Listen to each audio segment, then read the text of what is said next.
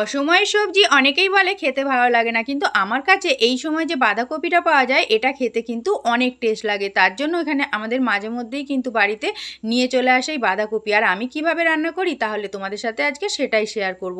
তার জন্য এখানে কড়াইতে সর্ষের তেল দিয়ে তার মধ্যে দিয়ে দিলাম জিরে, তেজপাতা, শুকনো লঙ্কা ফোড়নে। এবার কেটে রাখা আলুগুলো দিয়ে একটু নেড়েচেড়ে এর মধ্যে লবণ হলুদ দিয়ে আলুটা একটু ভাজা হয়ে গেলে তার মধ্যে পেঁয়াজ কুচি দিয়ে আবারও একটু ভালো করে আলুর সাথে ভেজে নেব। পেঁয়াজটা আগে দিলে পুড়ে যাবে, তার জন্য কিন্তু আমি এখানে একটু আলুটা ভেজে তারপরে পেঁয়াজটা দিয়ে আবারও ভালো করে ভেজে নিলাম। তারপরে এর মধ্যে দিয়ে দেবো কিন্তু একে একে টমেটম কুচি আর রসুন বাটা দিয়ে ভালো করে একটু কষিয়ে নেবার পরে আদা বাটা, জিরে বাটা দিয়ে আবারও মশলাটা কষাবো। তারপরে এর মধ্যে গুঁড়ো মশলা একে একে দিয়ে দেবো, হলুদ, লবণ, লঙ্কার গুঁড়ো দিয়ে ভালো করে একটু কষিয়ে নেবো। সামান্য এখানে আমি কিন্তু চিনি ব্যবহার করেছি। তো তারপরে এখানে আমি দেখো আরও কষানোর জন্য একটু দিয়ে দিলাম সামান্য জল, দিয়ে একটু কষিয়ে নেবার পরেই মিট মশলা আর টমেটো সস দিয়ে ভালো করে মশলাটা কষালাম।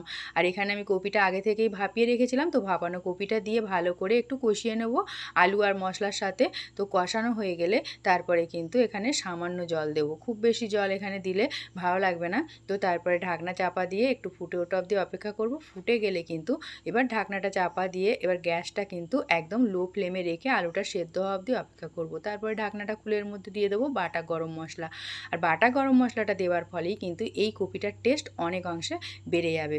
তারপরে কিন্তু আরেকবার ঢাকনা চাপা দিয়ে দেবো। ঢাকনা চাপা দিয়ে একটু ফুটে গেলে আবারও তারপরে এর মধ্যে দিয়ে দিলাম সামান্য একটু চিনি। চিনিটা আমি কিন্তু কষানোর সময় অল্প দিয়েছিলাম বলে তারপরে আরেকটু দিলাম।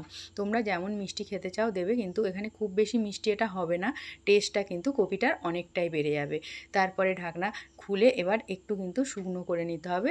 গায়ে জল থাকলে কিন্তু কপিটা খেতে ভালো লাগবে না। শুকনো শুকনো হয়ে গেলে নামিয়ে নিলেই গরম গরম ভাতের সাথে জাস্ট জমে যাবে। ভালো লাগলে ভিডিওতে লাইক আর সাবস্ক্রাইব করে দিও। বাই বাই বন্ধুরা, সবাই ভালো থেকো।